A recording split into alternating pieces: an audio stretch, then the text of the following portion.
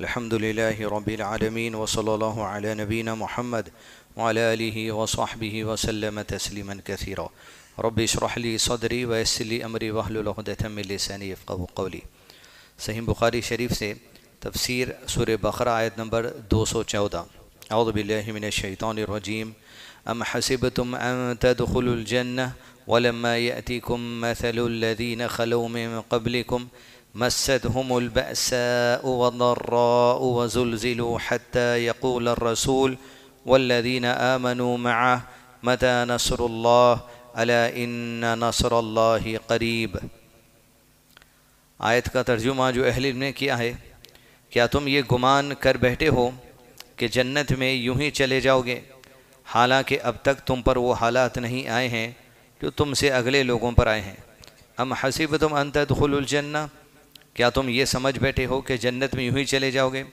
یقیناً ہر ایمان والا جس کی موت توحید پر ہوگی وہ جنت میں جانے والا ہے، لیکن اللہ کی عبادات اور بندوں کے حقوق جو دنیا میں اسے ادا کرنا ہے، اس میں ادا کرنے کے دوران انسان سے جو غلطی ہو جائے، جو بھول ہو جائے، یا جو جان بوجھ کر گناہ کرے جس میں کبیرہ گناہ کا ارتکاب ہو جاتا ہے، صغیرہ گناہوں کا ارتکاب ہو جاتا ہے، اللہ عز و جل چاہے تو انسانوں کے اس گناہ کو عذاب دیے بغیر اللہ عز و جل اپنی رحمت کے ذریعے راست انہیں جنت میں داخلہ دے دے، اور یہی امید اللہ عز و جل سے رکھنی چاہیے. بسا اوقات انسان کو اللہ عز و جل اس کے گناہوں کا مزہ سزا دینے کے بعد جہنم سے نکالیں گے اور پھر اسے جنت میں ڈالا جائے گا. کچھ لوگ ایسے ہوں گے، اعراف جسے کہا گیا، ایسے لوگ جن کے پاس نیک اعمال بھی ہیں اور جن کے پاس برے اعمال بھی ہیں، ان کا معاملہ اللہ عز و جل کے حوالے ہیں، چاہے تو انہیں معاف کریں یا چاہے تو انہیں جو سو عذاب دے.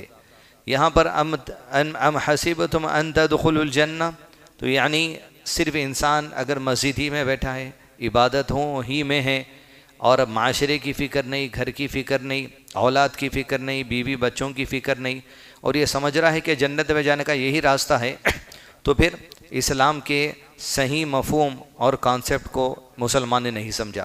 آپ صلی اللہ علیہ وسلم مسجد میں بھی عبادت کرتے تھے، گھر میں بھی عبادت کرتے تھے، گھر والوں کے حقوق بھی ادا کرتے تھے، میدان جہاد میں بھی دہشت گردوں سے لڑنے کے لیے موجود تھے، دعوت دین کا کام بھی کرتے تھے، صحابہ کرام کی تعلیم و تربیت بھی کرتے تھے. آپ صلی اللہ علیہ وسلم تجارت بھی کرتے تھے، گھریلو جو سو ذاتی کام بھی کرتے تھے. یہ سب کچھ کرتے ہوئے نبی صلی اللہ علیہ وسلم نے ایک ایسی مثال رکھی کہ اللہ عز و جل نے آپ کو اسوۃ حسنہ بنا دیا کہ اس سے بہتر کوئی دوسری مثال نہیں زندگی کے تمام امور میں. تو ہمیں یہ بات آیت کے پہلے حصے سے سمجھنا ضروری ہے. ام حسبتم ان تدخلوا الجنہ، جنت میں انسان کو کوشش کرنے کے بعد داخلہ دیا جائے گا. حتیٰ کہ آپ صلی اللہ علیہ وسلم نے کہا انسان دنیا میں جتنی بھی محنت کر لے، جتنی بھی نیکیاں کر لے، نبیوں کے بارے میں بات کہی گئی، کہا کہ قیامت کے دن کوئی بھی جنت میں اس وقت تک داخل نہیں ہوگا جب تک کہ اللہ کی رحمت اس پر نہ ہو جائے. صحابہ نے حدیث کے اتنے حصے کو سن کر کہا کہ نبی صلی اللہ علیہ وسلم کہ آپ کے ساتھ بھی یہی معاملہ ہے؟ آپ صلی اللہ علیہ وسلم فرمایا میں بھی اس وقت تک جنت میں داخلہ نہیں لے سکتا جب تک کہ اللہ اپنی دامن رحمت میں مجھے نہ لے لے. تو اللہ کی رحمت ہی سے انسان جنت میں جائے گا، اس کے خاص حکم ہی سے جنت میں جائے گا. کوشش انسان کو، مجھ کو اور آپ کو کرنی چاہیے جس گناہ سے ممکن حد تک بچ سکتے ہیں بچیں، اور جس نیکی کو بھی اخلاص نیت کے ساتھ کر سکتے ہیں کریں. ام حسبتم ان تدخلوا الجنہ ولما يأتكم مثل الذين خلوا من قبلكم، تم سے پہلے کے لوگوں کے جو بھی حالات ہیں وہ آزمائے نہیں کیا؟ مطلب اشارہ اس آیت میں یہ بھی دیا گیا کہ آپ سے پہلے کے لوگوں کے ساتھ بہت سخت حالات گزرے تھے، تب جا کے جنتوں کا فیصلہ ان کے ساتھ ہوا. بس اوقات کسی کے لیے اللہ تعالیٰ جنت کا فیصلہ صرف کتے کو پانی پلانے سے بھی کر دیتے، بس اوقات اللہ تعالیٰ جہنم کا فیصلہ بلی کو مار ڈالنے سے بھی کر دی. یعنی اسے کھانا پینا نہیں دیا، بلی مر گئی، اللہ نے جہنم کا فیصلہ کر دیا. بس اوقات اللہ عز و جل نے آدھے کھجور کے ٹکڑا باڑ دینے سے جنت کی جو سو بشارت دے دی. اللہ کی رحمت ہی ہے یہ کہ اللہ تعالیٰ جس عمل کے ذریعے چاہے انسان کو جنت میں داخلہ دے دے. یہ آیت اس زمانے کے انبیاء سے اور نبیوں کے ساتھ جو ایمان والے تھے ان سے خطاب ہے، اسی لیے کہ آیت کا اہم حصہ جو آ رہا ہے مَسَّتْهُمُ الْبَأْسَاءُ وَالضَّرَّاءُ وَزُلْزِلُوا، ان سے پہلے کے جو لوگ تھے سختیاں ان کے اوپر آئی, مصیبتیں آزمائشیں ان پر آئی, وزلزلوا ہلا دیے گئے, آزمائش میں ہلا دیے گئے. سورہ احزاب میں اللہ عز و جل نے جنگ احزاب کا ذکر کرتے ہوئے کہا وزلزلوا زلزالا شدیدا. احزاب کی جنگ کے دن صحابہ زبردست طریقے سے ہلا دیے گئے, زلزالا شدیدا. اور جب گزشتہ انبیاء پر اور ایمان والوں پر ایسی سختیاں آتی تھی, مصیبتیں آتی تھی, ایسی آ گئی حتیٰ کہ امت میں سب سے معزز اور سب سے ایمان میں جو بڑے ہوتے ہیں, بڑے درجے پر ہوتے ہیں, وہ رسول ہوتے ہیں.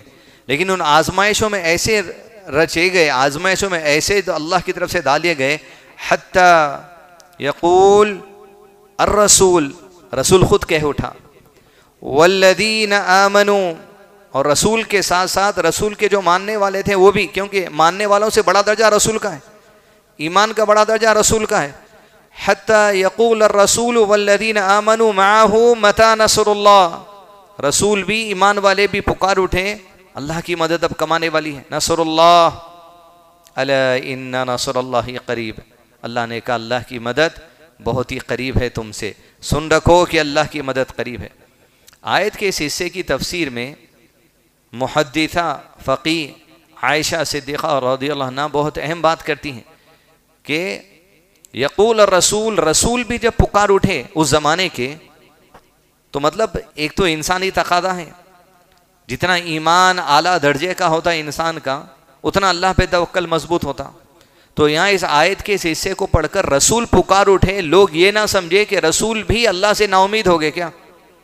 حتیٰ کہ حضرت عائشہ صدیقہ رضی اللہ عنہ نے کہا بخاری شریف کی حدیث سے, تمام رسولوں کو تو یہ ایمان پکا ہے کہ جو وعدہ اللہ تعالیٰ نے ان سے کیا ہے وہ تو مرنے سے پہلے ضرور پورا ہوگا, ضرور بضرور پورا ہوگا. ہر پیغمبر کا عقیدہ تھا, پیغمبر اللہ سے نا امید کبھی نہیں تھے. لیکن کہا اس آیت کی تفسیر میں بات یہ ہے کہ پیغمبروں کی آزمائش برابر ہوتی رہی. اللہ کی مدد آنے میں اتنی دیر ہوئی کہ پیغمبر ڈر گئے. ڈر گئے مطلب کس اعتبار سے ڈر گئے؟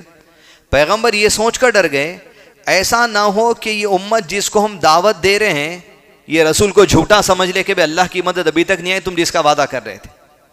بس یہی ایک ڈر تھا پیغمبروں کو کہ قوم کہیں ہمیں جھوٹا نہ سمجھ لے, قوم کہیں ہماری دعوت سے مزید دور نہ ہو جائے.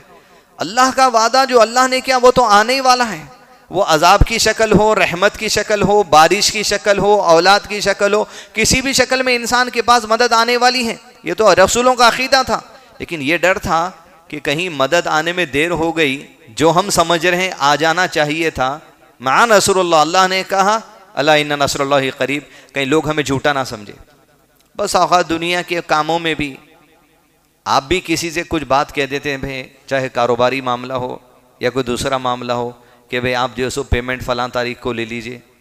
لیکن آپ ان ایکسپیکٹڈ سچویشن سے گزر جاتے جہاں آپ کے اختیار میں نہیں تھا, کہ آپ سمجھے تھے کہ کل یہ پیمنٹ آ جائے گا, آپ کے پاس کل آ ہی نہیں سکا. تو لوگ اب آپ کو جھوٹا کہیں گے, آپ کو ظالم کہیں گے, آپ کو دھوکے باز کہیں گے, آپ کو چیٹر کہیں گے, آپ کو سامنے دسیوں باتیں کی جائے گی. رسولوں کے سامنے بھی, رسول تو یقیناً مدد آنے والی تھی اللہ کی. امید بندہ جب اللہ پر امید, اللہ پہ توکل رکھتے ہوئے کوشش کر رہا ہے, خیر کر رہا ہے, حلال کر رہا ہے, اس کے باوجود انتظار کرنا پڑا رزلٹ آنے کے لیے. فاصبر حتی یحکم اللہ, صبر کرو یہاں تک کہ اللہ کا فیصلہ تمہارے لیے آ جائے. زمانہ کچھ بھی کہیں, ملامت کرنے والوں کی ملامت کی پرواہ کبھی نہیں کرنی چاہیے. دوسری اہم بات یہاں جو کہا گیا مستہم البأساء والضراء وزلزلوا, سختیاں, مصیبتیں, تکلیف ڈالی گئی. آپ صلی اللہ علیہ وسلم کی ایک بڑی اہم دعا ہے جس میں آپ صلی اللہ علیہ وسلم صرف آزمائشوں سے بچنا نہیں سکھائے, بلکہ آزمائشوں میں جو ایک سختی آتی اس سے بھی بچنا سکھائے.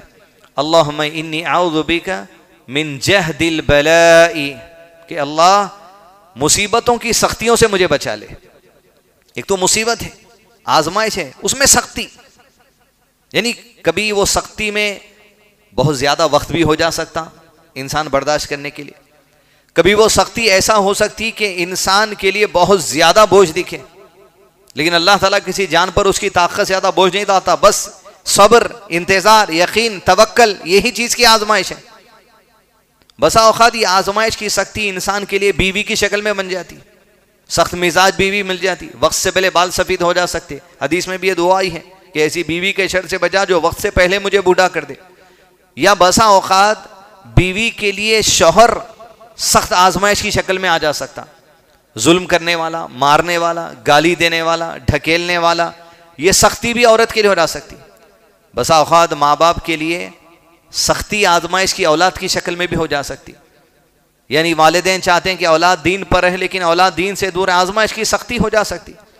بسا اوقات کاروبار میں آپ کے لیے آزمائش کی سختی ہو جا سکتی، ان ایکسپیکٹڈ سچویشن دنیا کے اندر ایک لاک ڈاؤن کا آ گیا جس کے اندر کئی لوگوں کے جو سو کاروبار جو سو بند ہونا پڑا، لوگوں کے لیے جو سو نقصان ہوا، آزمائش کی بڑی سختیاں لوگوں پہ آئی۔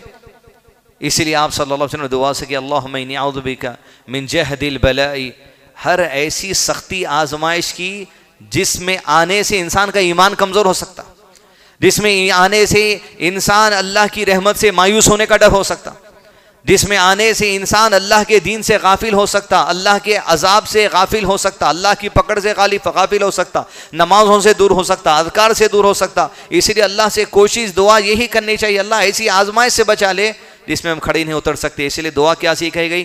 ربنا ولا تحملنا ما لا طاقت لنا بھی، اللہ ایسی آزمائش سے بچا لے جس میں برداشت کرنے کی ہم میں طاقت نہیں ہے، جس میں کھڑے رہنے کی ہم میں طاقت نہیں ہے، ہم اس کا بوجھ نہیں اٹھا سکتے، ایسا بوجھ ہم پر ڈالنے سے بچا لے۔ اور پھر یہ بات جہاں پر انسان اس موڑ پر آ جاتا ہے، اس موڑ پر آ جاتا ہے کہ حتی یقول الرسول والذین آمنوا معه متی نصر اللہ، یعنی یہ خیال بھی آ جائے اللہ کب آئیں گی مدد، ابھی کب آئے گی مدد۔ یقیناً اگلی ہی آیت کے جملے میں اسی اللہ نے کہا الا ان نصر اللہ قریب، یقیناً اللہ کی مدد قریب ہے، بس صبر کی ضرورت ہے۔ اور صبر سے مراد کیا ہے؟ سب سے مراد یہ نہیں کہ آپ فون دیکھتے بیٹھیں اور سو جائیں، صبر سے مراد یہ ہے حالات جو بھی ہو، جو فرض العین عبادت کرنا ہے اس سے تم منہ نہیں پھیر سکتے۔ جو صبر میں یہ بھی ہے جو تم کو حلال کوششیں کرنا ہے اپنے کاروبار میں اس سے بھی دور مت ہو۔ صبر میں یہ ہے کہ اللہ سے نا امید بھی مت ہو، نا امید ہوئے بغیر، اللہ پر توکل چھوڑے بغیر دین پر قائم رہو، اذکار پر قائم رہو، روزے پر قائم رہو، دعاؤں پر قائم رہو، اخلاص پر، رشتہ داروں کی مدد کرنا قائم رہو۔ حتیٰ کہ قرآن مجید میں کہا ہر حال میں مال خرچ کرنے والے مومنین ہوتے ہیں، خوشحال ہو یا تنگی میں ہو مال خرچ کرو، صدقہ کرنا، خیرات کرنا۔ صبر میں تمام چیزیں آ جاتی۔ صبر میں یہ نہیں ہے کہ آپ روتے بیٹھیں یا آنسو بہا رہے ہیں یا آنسو روک لے رہے ہیں یا سو جا رہے ہیں، صبر صرف یہی نہیں ہوتا۔ صبر میں تمام چیزیں آتی، جس زندگی میں جس دین کے امور پہ جس وقت میں عمل کرنا ہے عمل کرتے ہوئے اللہ سے جو سو امید رکھنا کہ اللہ عز و جل ان سختیوں کو ہم سے ہٹا دے۔ اور ربنا ولا تحملنا ما لا طاقت لنا به واعف عنا واغفر لنا وارحمنا انت مولانا فانصرنا على القوم الكافرين آمين۔ وصلى الله على نبينا محمد وعلى آله وصحبه وسلم تسليما كثيرا۔